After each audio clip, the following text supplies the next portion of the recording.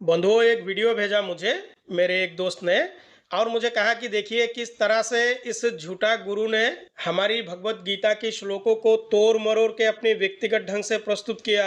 और भगवत गीता की सप्तम अध्याय में इस व्यक्ति को काल दिखाई दिया।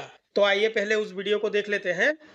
पुण्यात्मा गीता जी अध्याय नंबर 7 के अंदर ये काल कह रहा है कि मैं बलवानों का बल और बुद्धिमानों की बुद्धि मैं ही हूँ।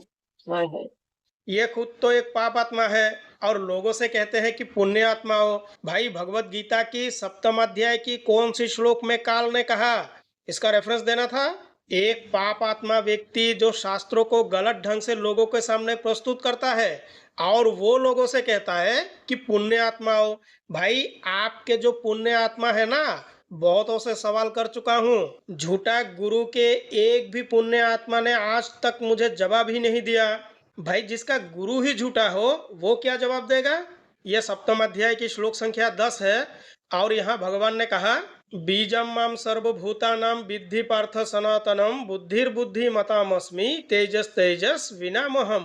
हे अर्जुन, तू संपूर्ण भूतों का सनातन बीज मुझको ही जान।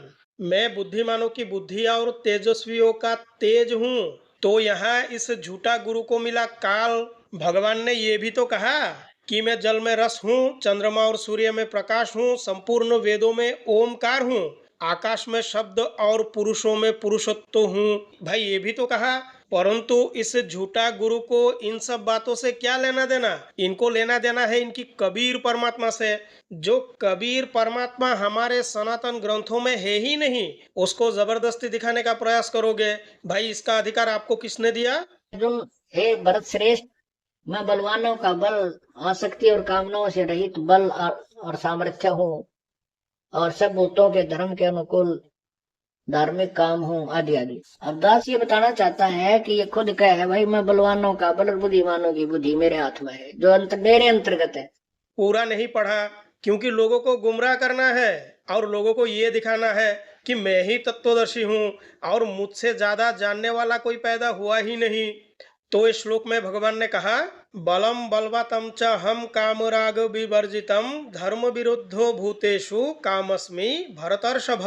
हे भरत श्रेष्ठ, मैं बलवानों का आसक्ति और कामनाओं से रहित बल अर्थात सामर्थ्य हूँ और सब भूतों में धर्म के अनुकूल अर्थात शास्त्रों के अनुकूल काम हूँ। भाई, इसका मतलब रामपाल ये मत समझ लेना कि जो पकड़ने वाला भूत है, तुम तो मानते हो कि भूत पकड़ता है, तो ये पकड़ने वाला भूत नहीं है। इसको समझने के लिए किसी गुरु की जरूरत पड़ेगी और वो गुरु तुम्हारा झूठा तत्वदर्शी तो बिल्कुल नहीं है। और जो परमेश्वर की शरण मांगे फिर ये काल उनसे दूर हो जाता, फिर हमारी बुद्धि काम करने लगती है और दूर तक का चानना रोशनी बन जाती। कबीर नामी परमात्मा के शरण में जाने से ही सब कुछ ठीक होगा। भाई, तुम जब तक कबीर नामी परमात्मा के शरण में नहीं जाओगे तब तक ये काल तुम्हारा पीछा नहीं छोड़ेगा। इस तरह से इस झूठा व्यक्ति ने समाज में भ्रम फैलाया। तो बंधुओं, वीडियो को लाइक करें, शेयर करें और हमारे चैनल को जरूर सब्सक्राइब करें। धन्यवाद।